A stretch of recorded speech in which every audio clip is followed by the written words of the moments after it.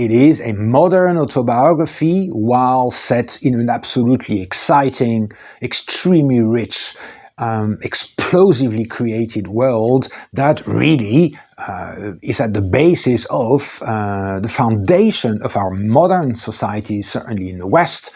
There are two...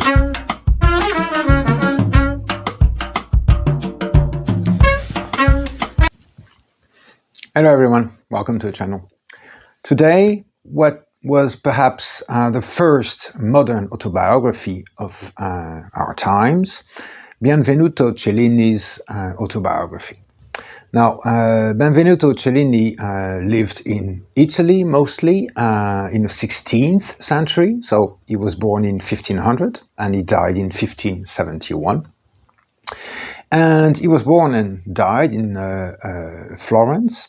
He also worked and lived in Rome, Mantua, Siena, Bologna, and Paris as well, or around Paris. He was a goldsmith. He was a sculptor as well. In fact, he was a complete artist because he had a hand in many different creations. And most of them, unfortunately, have not survived, or not to be found anywhere. Only a few pieces are left of what he created. In his times, he was very well known for being an exceptional goldsmith. But in fact, Cellini was also a lot more than all this. Beyond being an artist in those arts themselves, he also wrote. He wrote treatises on architecture and sculpting and goldsmith. He was a musician, by all accounts a proficient musician as well. And he was a soldier. He fought famously in the Battle of Rome. So that makes him, of course, an exceptionally interesting subject for an autobiography, one would hope. On top of that, Cellini, of course, cannot be dissociated from his own context, and the context is, well, this new world opening since, let's say, the second half of the 15th century. The Renaissance, of course, that is this incredible explosion of creativity, invention, originality, and departure from many models that had been organizing the Middle Ages up until then. Of course, the Renaissance is the end, in some ways, symbolically at least, of the Middle Ages, but let's not forget that the Middle Ages, it's about 1,000 years of history. So lots of things happened, even in what was, of course, called the Dark Ages.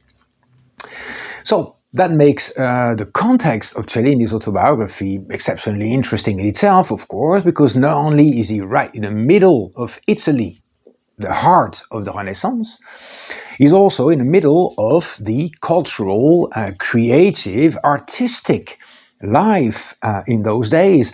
And do I need to remind you that at that time, between Leonardo was, of course, coming to the end of his career and his life, but still, he was still alive when Cellini was young, of course. Between Leonardo, Michelangelo, the world was simply an explosion of artists who today, of course, still have many paintings hanging in the best museums in the world. So that in itself would be enough material to create a magnificent autobiography. What makes this one especially interesting, and perhaps indeed the first one ever written in the sense of what we understand by biography, autobiography, is also the style Cellini was writing in. Cellini writes in an extremely forceful, entertaining, extremely pacey style, and basically it is an autobiography that reads like a novel, like the best adventure novel around the arts or in the arts or to do with the arts that you could dream of reading.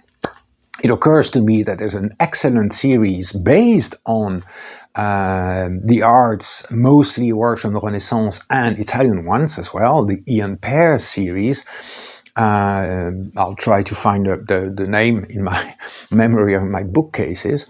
Very entertaining little thing. Well, Cellini's autobiography is that and so much more, because it is not fiction. At least we hope it's not fiction. He was an exceptional character, an exceptional person, an exceptional artist, and he renders all this in a great autobiography that again reads like an adventure novel. So, living in legendary times obviously helps if the context is good, and if you're in touch with that context, it's going to add lots of layers to what you have to say about yourself and the times you live in. I already made a video about the most wonderful journal ever written, the London Journal by James Boswell in the 18th century. Of course, Boswell knew Johnson, and he knew Garrick, and he knew David Hume. And when those people pop up now and again in Boswell's journal, it adds to the interest that we find in the text. And that is certainly one component in Cellini's autobiography that counts for something. He knew and loved more than anybody else Michelangelo. And he knew plenty of other figures. He knew different popes very well. Sometimes it cost him time in prison, for example, but it also gave him plenty of opportunities. He knew many of the Medici family, of course, being in Florence at that time. So he was, very well introduced.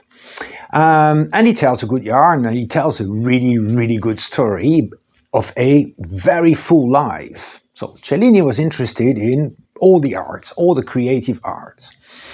Sculpting, and he tells in his autobiography how he tried to sculpt this horse with new techniques and how difficult it was, and how ultimately, unfortunately, that horse is lost. Trying to both create and invent technologies in order to create more or bigger or different. Ultimately, he found his faith in goldsmith, that is, basically making objects like this one in gold. Unfortunately, again, most of those objects were melted down later on during hard times.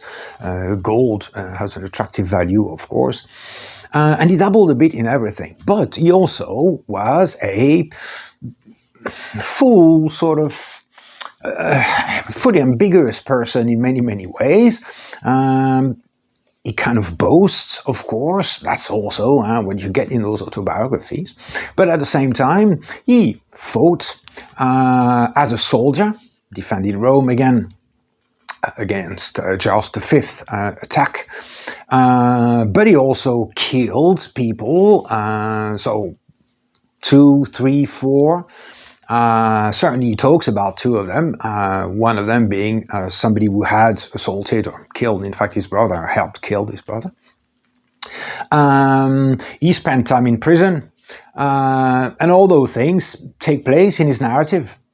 And for that only, of course, it is an absolutely extraordinary book. In terms of autobiography, what is also very interesting for us is that, again, it has been called the first modern autobiography. And what is meant by that?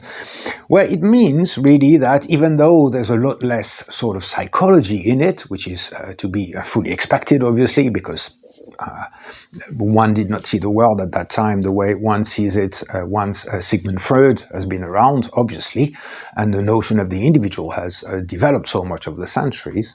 So obviously a 16th century mind saw the world differently and felt things about the place of people in the world. And so psychology, the sort of internal psychology, the idea of explaining one's action through one's sort of psychological makeup are obviously much less present in Cellini's autobiography than they would be in a 21st century autobiography. But at the same time, what he does is not using per se, not wanting, or at least on the surface, nominally, not wanting to use his text, his autobiography, as a sort of educating tool. He's very open right from the first paragraph. He says, look, I promise I promise to tell the truth, because what would be the point otherwise of writing one's autobiography? There are plenty of books, there are plenty of lives, plenty of people who have interesting lives. You never hear about it afterwards. Why would I tell mine if I didn't promise to tell the whole truth? And that's it. And he presents it as a document, basically, of both the life of one man, but also the life and the existence and the meaning, perhaps, of his surroundings and the context of his life. If you contrast that approach with a very famous autobiography, of course, a little bit earlier, St. Augustine's Confessions, founding document in Christian history, of course. St. Augustine does tell us a lot about I think it's about 20 years, the first 20, 25 years of his life, where he was not the St. Augustine or the Augustine that would become a saint later on. He was dissolute, he slept with women, he was speaking, all those things. He was attracted to offshoots of Christianity or very different sects even. But the confessions are presented as, look, I did all this, I am a man, I made some mistakes, but I did find the right path and the right approach to living my life. In other words, the confessions are, in a way, an educational text, a manual for living the good life of a Christian. This is not at all, at least on the surface, what Cellini presents his text as, and this is very interesting because, of course, throughout the following centuries we will have a lot of autobiographies, and many of them will present themselves as not necessarily a manual on how to live life, but as an example of. An example of something that has disappeared, perhaps. We have to think here of Edmund Goss, Father and Son, a magnificent text from the very beginning of the 20th century, where Goss says in the introduction, in the preface to the text, something like, basically, the world I grew up in has disappeared or is about to completely disappear, and I would like to leave a record of it, an example of what it was. And you can think here also of a very famous 19th century autobiography, J.S. Mill, the philosopher, the utilitarian philosopher. And J.S. Mill, who had a really weird childhood as well, in a very different way from Goss, but very weird. J.S. Mill writes in a preface, in the introduction again of his autobiography, that, look, I had a childhood like nobody else. And if you want to know what it was like to have that kind of childhood, and if you can learn from it, then I give you my text.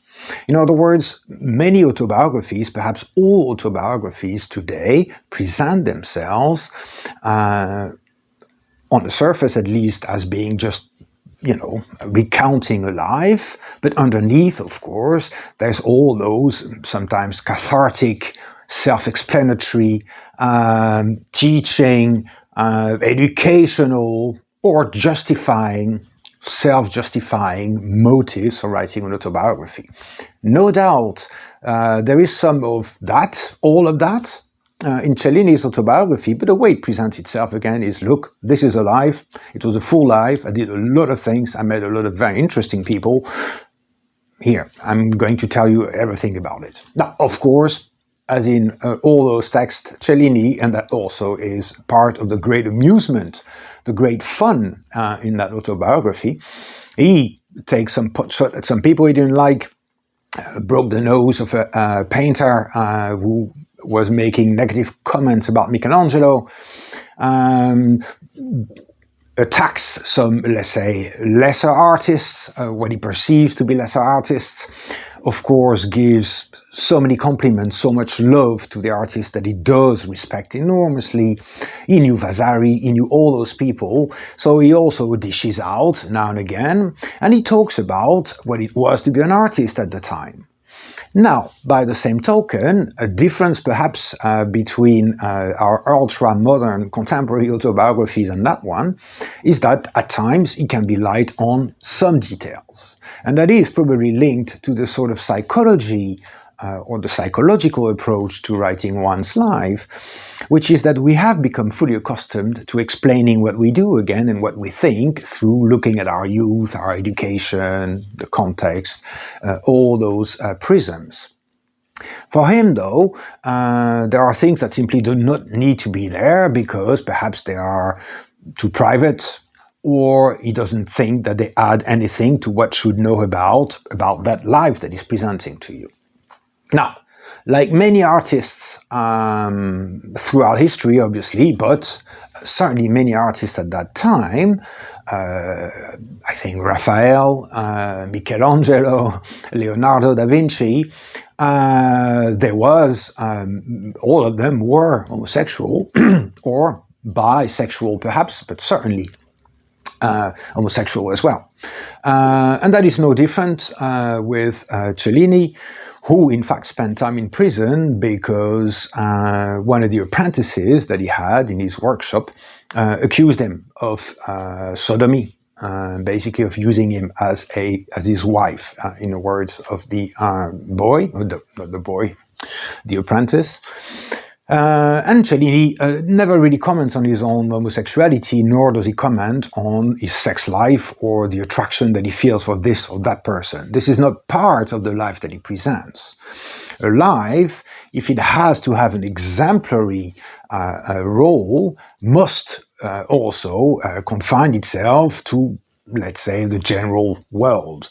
And inner impulses, inner desires, sexual preferences, in Cellini's eyes, have no place in his narrative, of course. You can see that in the very famous memoir from the 18th century, the famous Casanova's memoirs, where we both know an awful lot and nothing on many other accounts. And it's the same sort of play between telling it all and considering what belonged in such a text and actually what doesn't belong. That is, reading Cellini, you of course are assumed to want to know how he created such piece, why he went to Rome, why the Medici were enraged against him, or on the contrary gave him vast sums of money to make things for them. Why would you want to know about his sexual preferences? Now, we have the same things if you read a wonderful document, really, Michelangelo's letters. You have the same, of course, sort of absence of very personal things and the presence of equally personal things, but on a different level, of course. Now, finally, of course, what is very interesting in this autobiography is to ask or answer the question, what is an artist? Now, since perhaps the Romantics, we've grown a little bit used to the idea of an artist being an incredible mind, a genius, struck by inspiration, and certainly creating feverishly all beautiful things that no mortal could hope to be doing.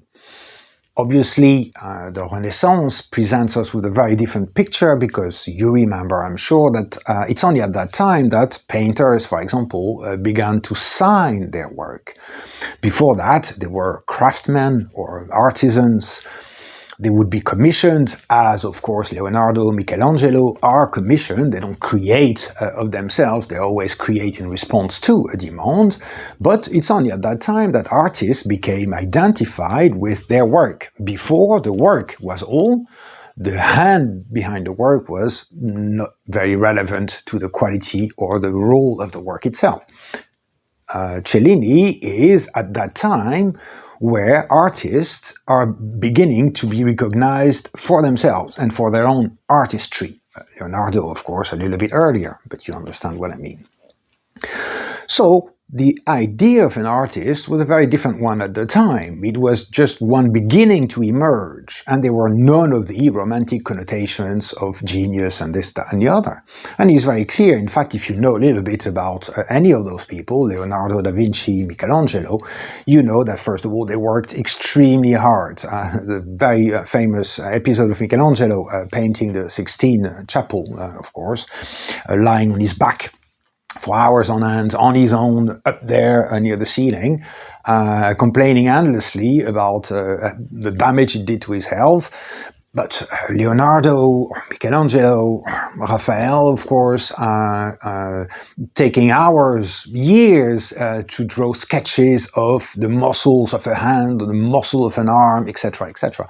All this work is also present in Cellini's autobiography. He works really hard, and when he's trying to sculpt this huge horse, he has tons of technical difficulties, and he works hours and hours and days and months on his creations. So that's one side of artistry that Cellini is very sort of matter of fact about. The apprenticeship that you served in a workshop, having to draw, for example, one angel on a painting by a famous painter. This is how they all started, of course, and we see that in Cellini very clearly.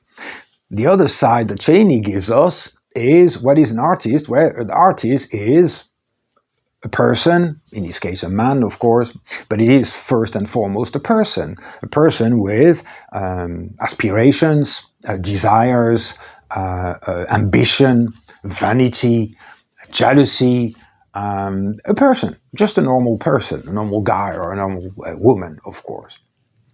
So what we have is that we have a desacralization, that is, the artist is not the sacred figure that we tend to think about today, nor for him was an artist above other men as such. An artist like Michelangelo, for him the ultimate artist, an artist like Michelangelo is simply somebody who can do what nobody else can do in terms of aesthetic, artistic realization. And again, like all those artists at the time, Cellini is very interested in all types of creations, and that can be pottery, that can be gun making. Leonardo, of course, certainly was very interested, as we know, in not only gun making, but military science in general. He tried to find jobs, in fact, as a military advisor. So all those artists were also completely in touch with everyday life, manual life. They did not live in their heads, they did not live in the clouds or in an ivory tower. They were in everyday workshops, working with their hands, trying things out, experimenting with different technologies, and being, in a way, your archetypal Renaissance man, that is somebody who's interested in all aspects of human activity, no matter what it is. And of course, finally, the last little bit about the real life of an artist is that, well, sometimes it can be a bit boring as well, or dangerous, or very difficult. Cellini is hard up a lot of the time. He doesn't have a lot of money. Sometimes he comes into money. It's wonderful. Sometimes he gets commissioned to create something. He gets a certain sum, but of course he's very obsessed in a way by his own craft and obsessive about it. So then he goes over budget, but he has no other money coming in. All those things. And again, if I come back to Michelangelo's letters, which have been edited, of course, many times, I'm sure. It's the same. Michelangelo is like, if you read those letters expecting some profound insight about art, you're not going to get a lot of that. A lot of it is pretty mundane, humdrum, boring. I went down to get some marble here. The supervisor didn't want to sell it to me, or some broke on the way, or family problems, money problems, notary problems. It's the same with a very famous poet of the 19th century, Charles Baudelaire, an exceptional poet, of course. Extremely influential poet. Baudelaire's letters, certainly in the last 10, 15 years of his life, are just like complaint after complaint, and it's misery and it's doom and gloom, and there's no real insight about literature as such. And that happens, of course, very often. Scott Fitzgerald's letters are also full of misery and complaining and asking for money. William Burroughs, it's the same. So artists are people. Prokofiev, I made a video on the exceptional letters, correspondence, and the correspondence memoirs journal by Sergei Prokofiev, the great 20th century classical music composer. It's the same. Prokofiev, you have, lots of profound insights on creative process, on music making, on music listening, on playing, on thinking about creation, on thinking about modernity. So those 3 volumes are exceptional for that, but they're also, in a way, exceptional for the very mundane existence that those artists, those great artists, also lived. So, in short, Cellini's autobiography is a perhaps foundational text in a vast history of and body of texts of autobiographies, but it is exceptional in so many different ways. First of all, it's a classic text, of course, and you find traces of it and references to it and people reading it throughout the centuries, and there are very good reasons for that, and I hope that I gave some of them. And the second reason is that it is a modern autobiography while set in an absolutely exciting, extremely rich, explosively created world that really is at the basis of the foundation of our modern society, certainly in the West. There are 2 such moments, I guess, 5th century BC in Athens and the Renaissance in Italy. It breaks my heart to say that as a Frenchman, but yeah, of course. And when you have such an exceptionally well-written, entertaining, full of event type of text set in 16th century Italy, written by a guy who did it all, who was there, who saw it, who knew them, what else can you ask for? So please go out, get that one.